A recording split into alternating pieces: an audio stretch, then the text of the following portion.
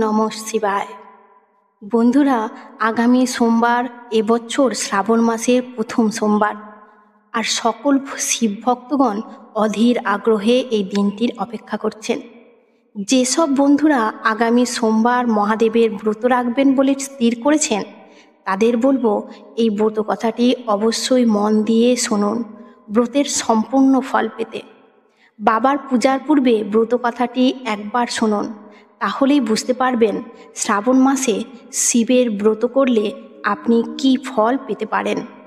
একটি বিষয় আপনাদের বলে রাখি, যে কোনো ব্রতের সম্পূর্ণ ফল লাভ করতে ব্রত কথা অবশ্যই সম্পূর্ণ শুনবেন। চলুন জানা যাক ভগবান শিবের শ্রাবণ মাসের সোমবারের ব্রত কথা। পুরাণকালে অমরপুর নামে এক নগরে এক ধনী ব্যবসায়ী বাস করতেন। নগরে তার খুব প্রতিপত্তি ছিল, তার নাম যশ দূর দূরান্তে ছড়িয়ে পড়েছিল। বিপুল ধনসম্পত্তি থাকা সত্ত্বেও সন্তান না থাকার কারণে তিনি সব সময় দুঃখী থাকতেন। তাকে সব সময় একটি চিন্তা ব্যথিত করত, তার মৃত্যুর পর তার এই বিপুল সম্পত্তি কে দেখাশোনা করবে। সন্তান লাভের আশায় নানান মন্দির ও সাধুদের কাছে যেতেন। তিনি একদিন জানতে পারলেন, যদি ভক্তি ও নিষ্ঠা সহকারে শ্রাবণ মাসের সোমবার দেবাদিদেব মহাদেবের পূজা করা যায়, তাহলে তার মনস্কামনা পূর্ণ হতে পারে। যথাবিধি মেনে শ্রাবণ মাসে সোমবার দিন সন্ধ্যাবেলা নিষ্ঠার সাথে পূজা করলেন। একটি সোমবার নয়, শ্রাবণের 16 সোমবারের প্রতিটিতে শ্রদ্ধার সাথে বাবার পূজা করলেন। ব্যবসায়ীর নিষ্ঠা ও ভক্তিতে মাতা পার্বতী প্রসন্ন হলেন। মহাদেবকে বললেন, এই ব্যবসায়ী আপনার একনিষ্ঠ ভক্ত ও আপনার পূজা সকল বিধি মেনে ও নিষ্ঠার সাথে করছে, এর কাঙ্ক্ষিত ফল পাওয়া উচিত। মাতা পার্বতীর কথা শুনে দেবাদিদেব হেসে বললেন, দেবী, ধরিত্রীতে সকল প্রাণীকে তার কর্ম অনুযায়ী ফল প্রদান করা হয়ে থাকে। তখন দেবী বললেন, এই ব্যবসায়ী তো নিষ্ঠা ভরে পূজা করছে আপনার, তাহলে সে কেন তার ফল পাবে না? তখন মহাদেব বললেন, দেবী, জগতে সকল ঘটনার একটি নির্ধারিত সময় থাকে। সেই নির্ধারিত সময় পর্যন্ত সকল প্রাণীকে তার কাঙ্ক্ষিত ফল লাভে ধৈর্য ধরতে হয়। ওই ব্যবসায়ীরও সময় হলে সেও ফল পাবে।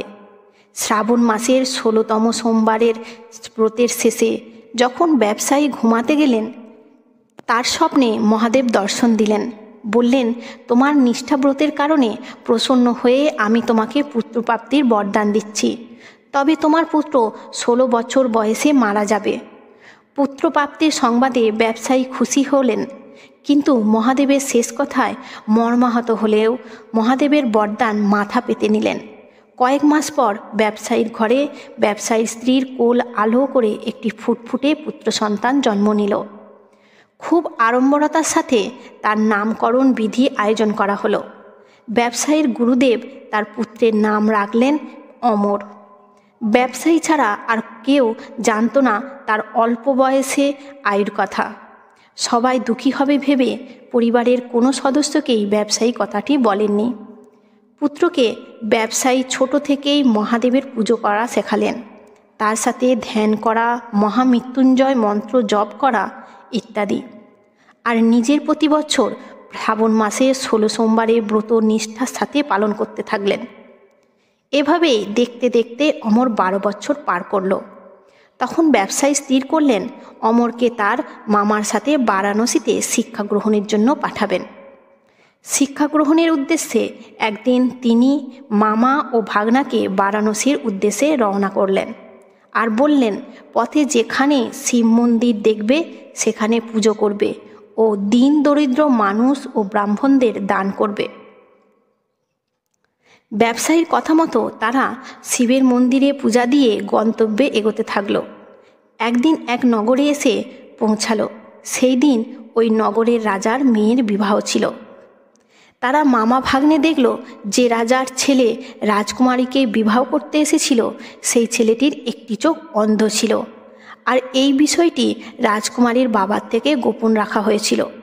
পথে ব্যবসায়ী পুত্রকে অমরকে দেখে রাজা এক কুবুদ্ধি মনে এলো।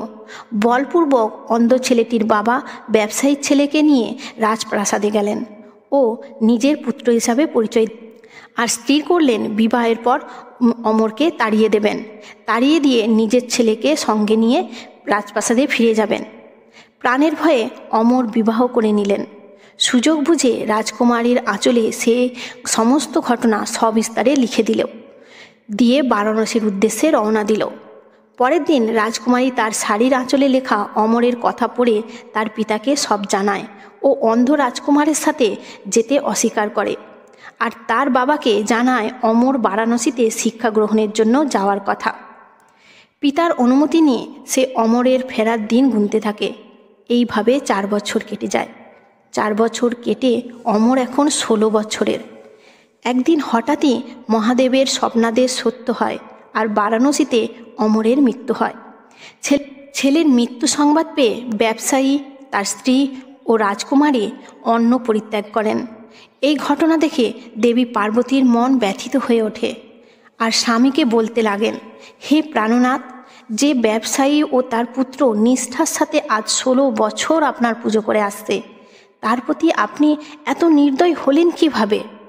ভগবান বললেন, দেবী কষ্ট পেও না, এ বিধির বিধান, যা হবার তা হবেই। তখন দেবী ক্রুদ্ধ হয়ে বললেন, ভক্তির কি কোনো মূল্য নেই? যদি এমনই হয় তাহলে কোনো ভক্ত আর ভগবানকে নিষ্ঠা ভরে ভক্তি করবে না, বিশ্বাস করবে না। দেবীর অনুরোধে মহাদেব সেই ব্যবসায়ীর পুত্র অমরকে জীবিত। অমর শিক্ষার শেষে বারাণসী ত্যাগ করে তার স্ত্রী ও রাজার বিপুল সম্পত্তি সঙ্গে নিয়ে রাজ্যে ফিরলেন। আর সেই রাতেই ব্যবসায়ীকে স্বপ্ন দিয়ে মহাদেব বললেন, আমি তোমার ও তোমার ছেলের ভক্তি নিষ্ঠায় প্রসন্ন হয়ে বিধির বিধানকে খণ্ডন করলাম। তোমার মতোই কোনো ব্যক্তি যদি শ্রাবণ সোমবারে ব্রত পালন করে, এই ব্রত কথা শোনে, তাহলে তার সকল মনস্কামনা পূর্ণ হবে। তাই বন্ধুরা, শ্রাবণ মাসের প্রতিটি সোমবার নিষ্ঠার সাথে ব্রত রাখার চেষ্টা করুন। ভিডিওটি ভালো লাগলে হর হর মহাদেব অবশ্যই লিখুন। জয় মহাকাল।